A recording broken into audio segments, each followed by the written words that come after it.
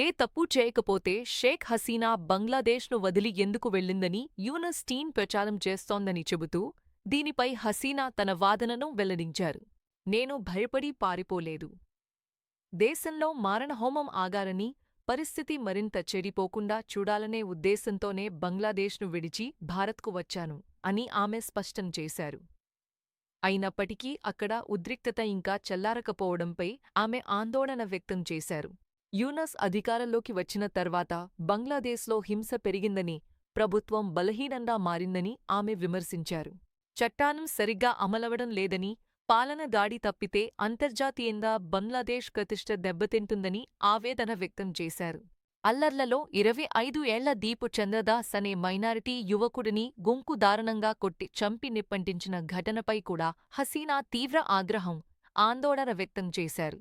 అక్కడ హిందువు అని కాక మైనారిటీ అని మాత్రమే రాస్తున్న తీరుని ఆమె ప్రస్తావించినట్లు కథనం చెబుతోంది.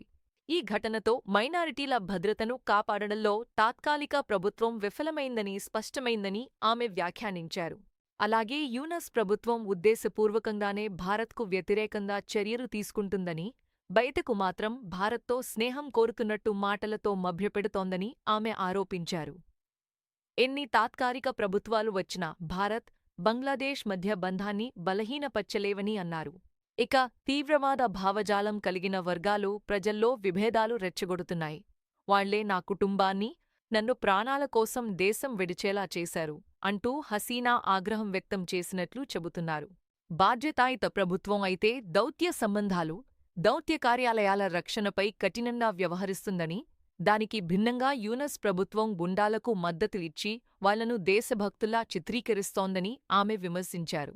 తన పాలనలో తీవ్రవాద కార్యకలాపాలతో సంబంధం ఉన్నవారిని గుర్తించి జైలుకు పంపామని, కాని యూనస్ ప్రభుత్వం అలాంటి వారిని విడుదల చేసి మళ్లీ ప్రజాజీవితంలోకి తెచ్చిందని, అందుకే అల్లర్లు మరింత పెరుగుతున్నాయని హసీనా వ్యాఖ్యానించినట్లు కథనం పేర్కొంటుంది.